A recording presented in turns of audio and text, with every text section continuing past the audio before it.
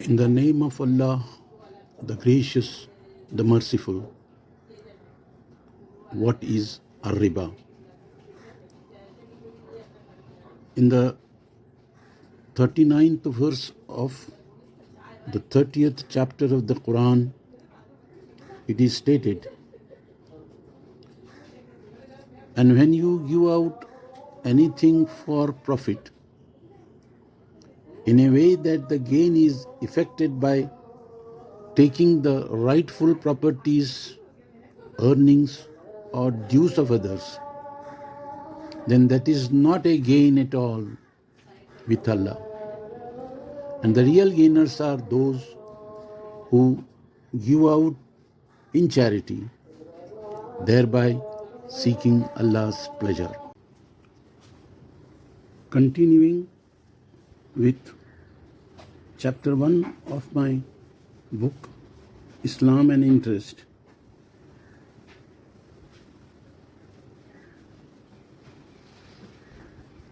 The verse 30-39 quoted above was the first in the Quran in order of revelation to discuss the subject of riba. Riba or riban in Arabic means gain, increase, or growth. Its verb form is rubu, which in turn means to increase or to grow. Obviously, it is not every gain, profit, or increase that is despised by Allah in this verse. It is only a particular kind of it that is despised, the kind that is effected fi amwalin nasi, that is in other people's amwal. People's amwal are their own rightful possessions. The term includes their rightful earnings which they have not yet come in possession of, and the salary rightfully earned by an employee, for example, which the employer has not yet paid. The term also includes other rightful dues, for instance, anything given by one person from his own rightful possessions to another for temporary use of it by the latter or for safe custody. It is thus clear from the first part of the verse that what Allah disapproves of is one kind of gain and not all gains. It is one kind of gain and not all gains. That kind is the one that is effected by taking the amwal, not one's own but of others. Allah abhors such gains, obviously because of the injustice involved in those. The gainers in such cases do, in fact, usurp what should rightfully belong to others. The kind of riba, that is gain, that Allah abhors is further explained in the same verse by contrasting it with zakat, that is charity. When you give something in zakat, you give something of your own amwal to others without expecting anything in return from the recipients. In the said kind of riba,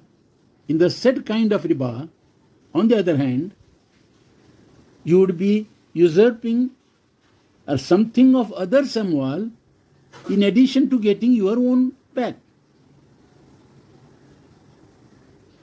In this verse, thus, Allah unequivocally defines the kind of riba that he abhors.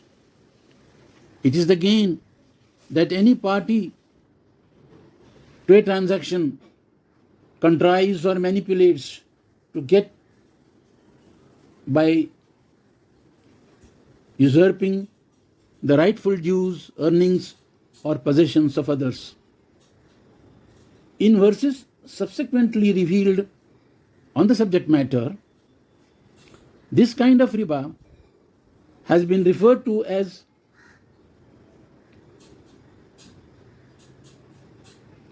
ar-riba. In this term, riba is prefixed with the Arabic definite article al, which is equivalent to the English the. But the term is pronounced as ar-riba.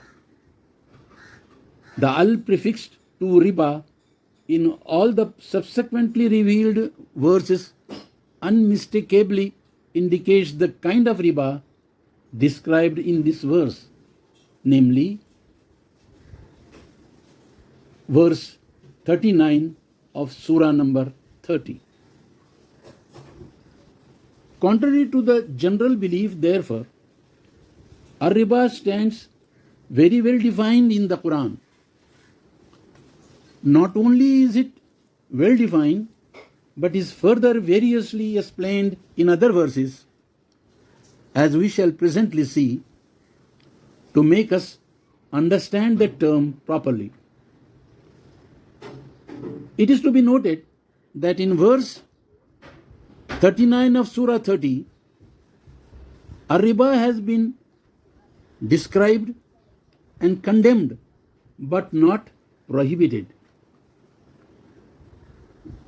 In accordance with a rule followed in the Quran, in taking gradual steps for the eradication of an evil practice, ar-riba, condemned in the verse quoted above, was subjected to restrictions in the next verse revealed thereon. The next verse, namely verse 130 of Surah 3, states, O believers, do not devour ar-riba at doubled and redoubled rates,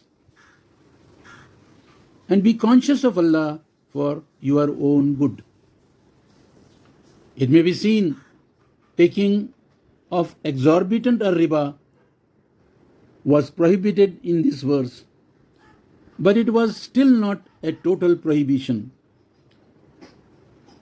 It was so done as not to create a sudden void in the general economy of that time. Instead, stress was laid on piety and self-restraint. What is to be noted, however, is that the kind of riba that was defined in the earlier verse 39 of Surah 30 came to be referred to as ar-riba from this verse, that is 130 of Surah 3. The next verse revealed on the subject matter is verse 161 of Surah 4. It states, and they took ar-riba, though they were forbidden to do so, and devoured people's amwal wrongfully. And we have prepared a painful suffering for those who cover the truth, that is, who are non-believers among them. The pronoun they in this verse stands for the Jews. Ar-riba had been prohibited to them. Allah informs Muslims about this to prepare them for the prohibition that would soon be coming to them, the Muslim, that is, too. The Muslims are thus warned of the consequences of disobeying the injunction. the divine injunction that is. They are also hereby given a further explanation or elaboration of the Quranic meaning of riba. They are informed that the term applies to wrongful acquisition, that is usurpation of other people's amwal. We now come to the group of verses with which Allah completed His instructions on riba. These verses were among the last ones of the Quran in order of its revelation. The first verse in the said group is verse 275 of Surah number 2. It states, "Those who devour riba do not stand but as one on whom Satan has cast his spell by touch." This is so because they insist that business, baya in Arabic, is like riba, and Allah has permitted business and prohibited riba. So then, one who desists after receiving admonition from one's Lord shall retain one's past gains, and that one's case shall be left to Allah for decision.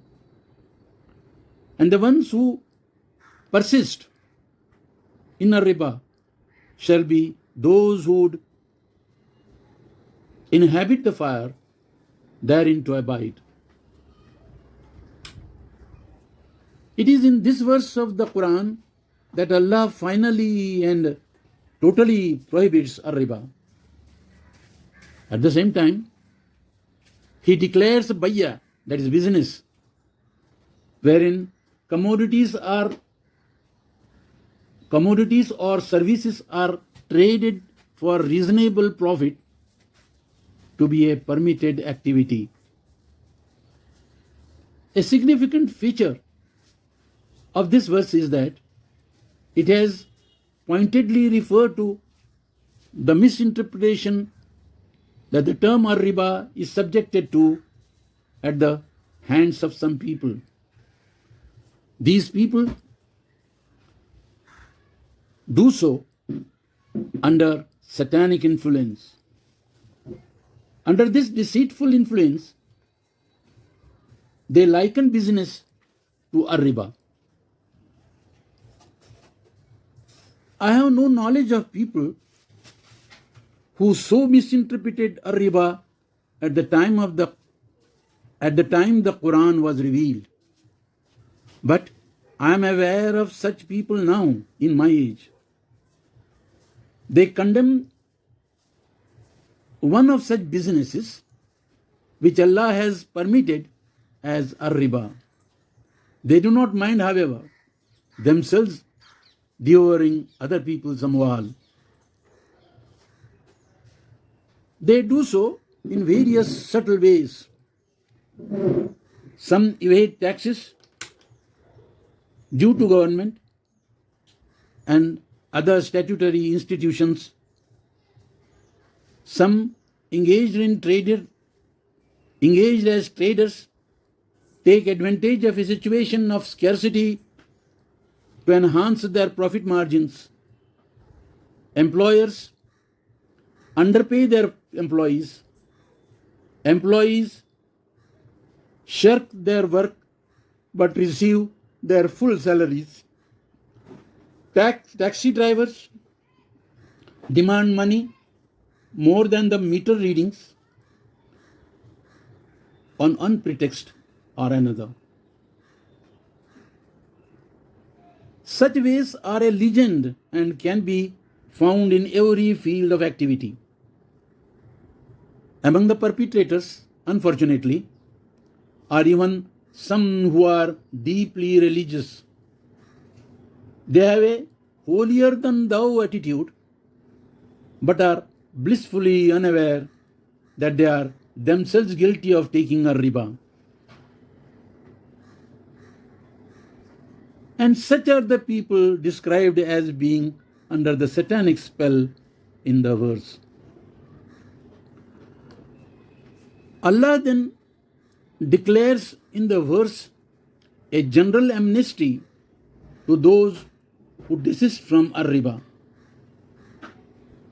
Although such people retain their gains due to past riba dealings, their fates in the hereafter is left to Allah's decision. The decision would depend on their future behavior. But as for those who persist in riba, their fates in the hereafter are sealed. They will go to hell. The next verse, that is verse number 276 of Surah number 2, declares, Allah annihilates riba and tenders fulfilling of obligation to the poor and needy fruitful. And Allah loves not any sinful suppressors of truth, that is, non-believers.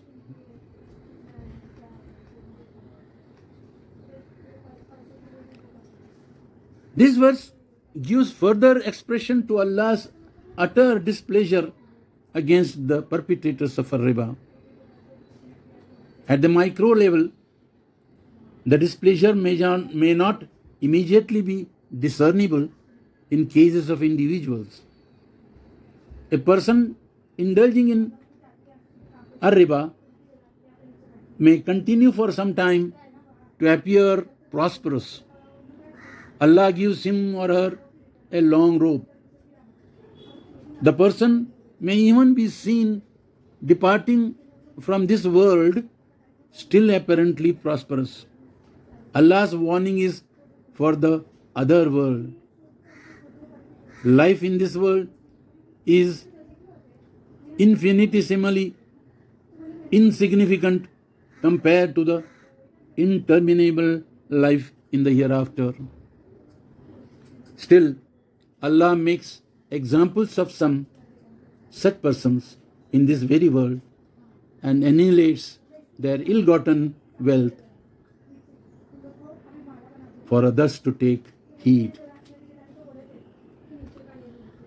At the macro level of communities or nations, however, Allah's displeasure at riba dealings is very much discernible. Nations and communities wherein corruption is rampant have their economies in the doldrums. Economic corruption is nothing but riba.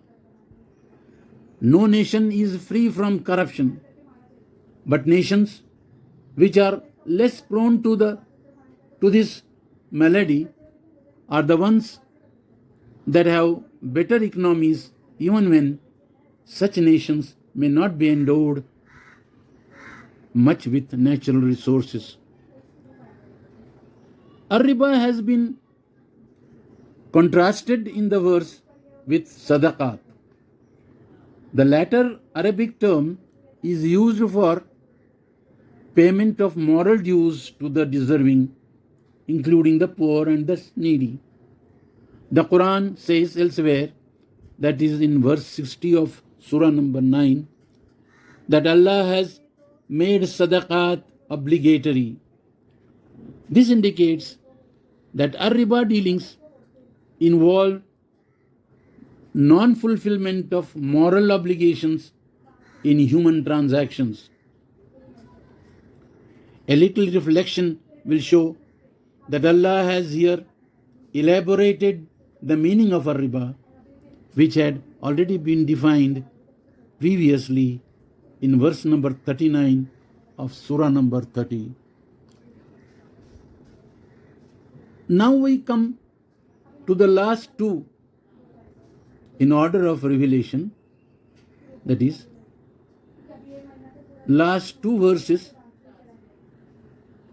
specifically regarding riba. These are taken together here as they are closely interlinked. I read that translation. O believers, fear Allah and give up what remains of a riba if you do really believe. And if you do not do so, that is, give up a riba, then be warned that you are in a state of war with Allah and His Messenger. And if you repent, then you are entitled to get back your capital dues. You shall wrong not, nor shall you be wronged. These are verse numbers 278 and 279 of Surah number 2. These verses too are especially important in understanding the Quranic concept of riba. In the first of these two verses, Allah Almighty once again expresses the enormity of the crime of riba. It is a crime against humanity.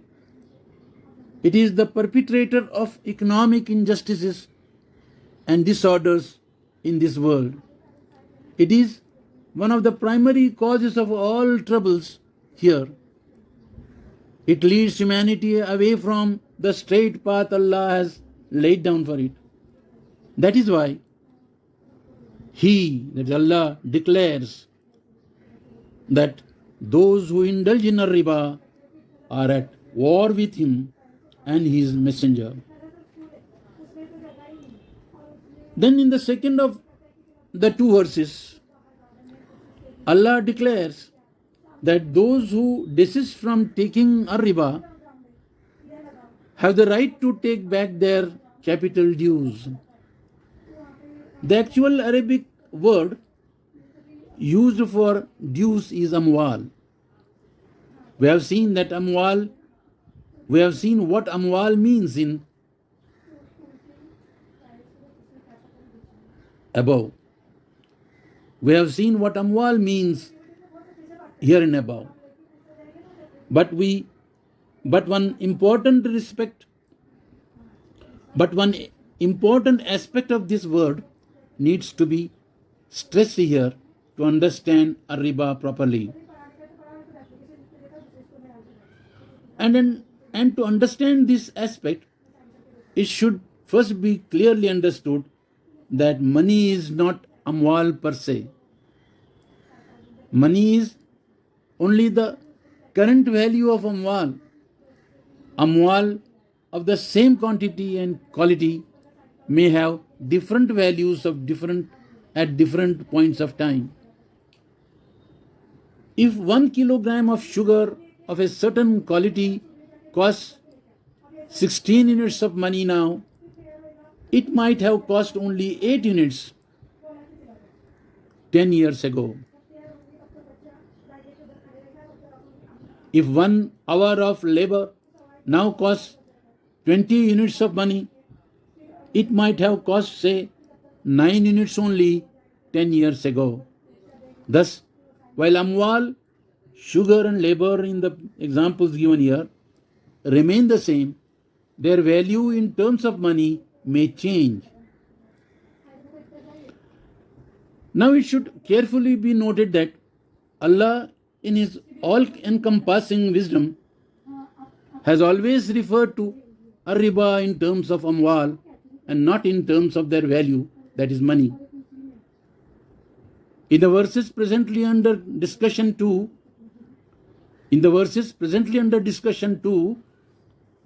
He, that is Allah, tells us that we are entitled to get back our capital amwal, and not sums as some have erroneously translated the word. Let us consider more elaborately what this means. Suppose I am quite rich, although in fact I am not. And I have a friend who is also quite rich. But 2 years back, my friend was in financial difficulties. And then he needed a car very badly. I had then just bought a car of X brand and Y model. I gave it to the friend and bought another for me. Now, 2 years after that event, my friend has gotten over his financial difficulties and wants to repay back the loan. How can he do that? He cannot just hand over to me the car he has been using for 2 years. If he does that, I am wronged. And Allah says in the verse under discussion that I should not be wronged. I would not be wronged in this case only if I now need another car and my friend gives me a brand new car of the same X brand and Y model. That too if, as a friendly gesture, I do not ask for any compensation from my friend for his 2-year use of my car. But what if I do not want now to have that type of car and want to have the costlier Z model? I cannot ask my friend to give me the Z model, for if I do so, my friend would be wronged, and I would, Allah forbid, be going against Allah's express command in the verse under discussion. Therefore, the only right course for my friend to adopt would be to give me the present market price of a new car of the X brand and Y model. He should do so even if the price of the said car had appreciated by a few thousand units of money during the 2-year period. Then only would neither party be wronged. On the same analogy, had my friend taken from me the cost, say 250,000 units of money of the car then and not the car itself, he should pay me now the 250,000 plus the few thousands by which the price has appreciated. And had my friend taken the money not for buying a car but for meeting some urgent domestic need of his, he has now to pay me the present equivalent of the amount calculated as per the consumer price index. If the index has increased by 10%, the amount to be returned by my friend has also to be increased by the same percentage. Money, in fact, is not a material thing. It is a power to purchase material things or services. When I gave my friend the said amount 2 years back, I gave him a certain purchasing power. That purchasing power, and not the amount as such, constituted the amwal of Quranic terminology in this case. My friend must return that principal amwal, that is, that principal purchasing power. If he returns to me only the same amount, he would be returning less than my principal amwal. I would be wronged then, and the divine commandment would be vitiated.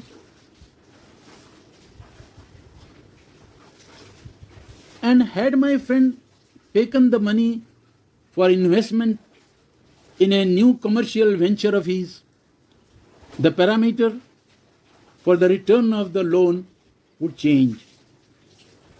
He would have now to pay me not only the present value of the purchasing power he had taken from me, but also in addition the proportionate share in the profit the venture might have earned during the period. It would be wrong and unjust on the part of my friend if he does not give me this share. For without the loan I had given him, the commercial venture could not have been brought to fruition.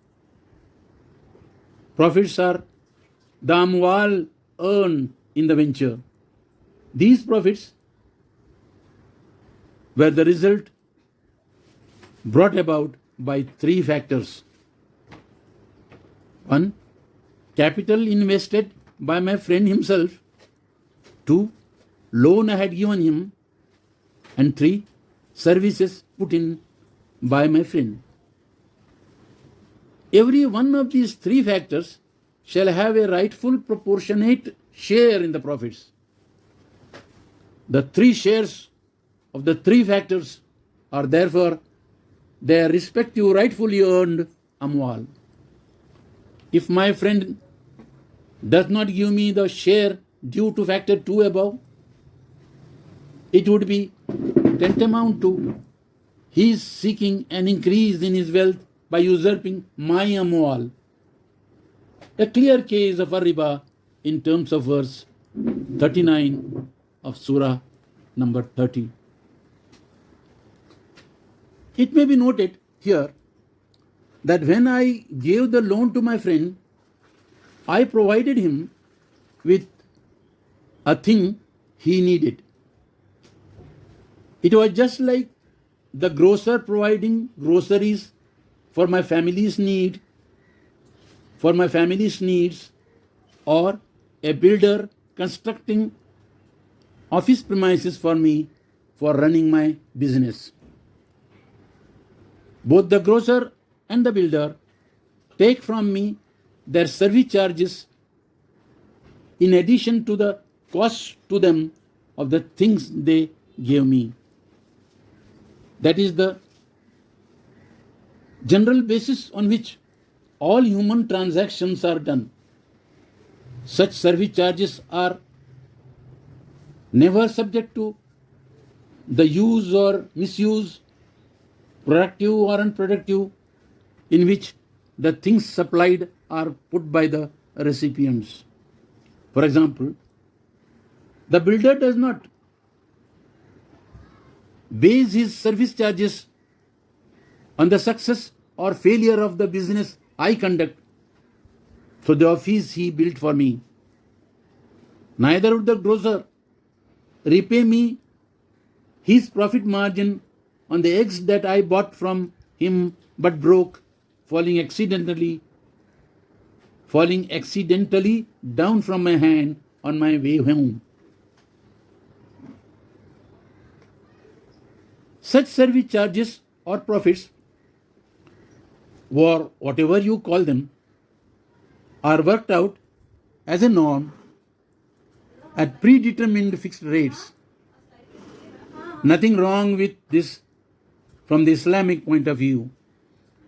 Reasonable service charges are the rightful amwal of the service providers, and these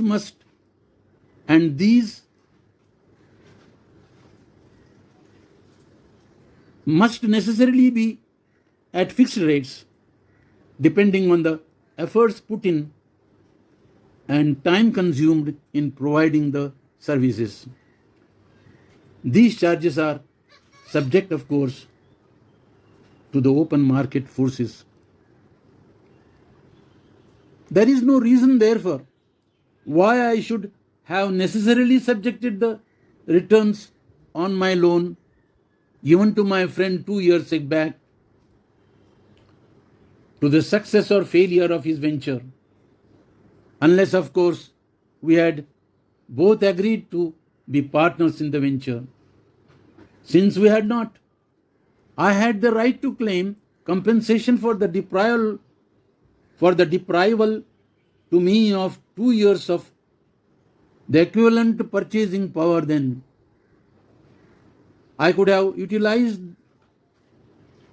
the loan amount for purchasing things for my own business and earned profits thereon during that period. I could therefore justifiably claim the compensation of a reasonable predetermined fixed rate, say the rate at which I earned my profits on my investments 2 years back, just as the grocer and the builder do in claiming their service charges or profits. That Islam as propounded in the Quran does not permit recovery of service charges or any compensation, even if it be called interest at fixed rate, is a myth. What Islam requires is that such rates should be justifiable and reasonable and determined on the principle that neither the service provider nor the service recipient should be wronged. It is another matter that in the present example, I may not ask for any compensation out of consideration for a friend, but I do have the right.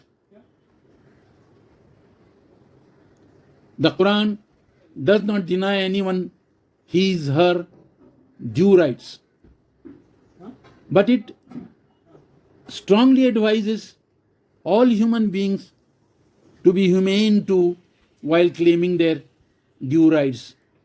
Let us now consider this divine advice as a fitting finale to this chapter, discussing the Quranic verses on Ar-Riba. In verse 280 of Surah number 2, which immediately follows the Ar-Riba verses mentioned above, Allah says, "And if he, the recipient of services, be in difficulties, then grant him time till it is easy for him to discharge his liabilities. And if you remit your dues in deserving cases, it would be for your good if you but knew.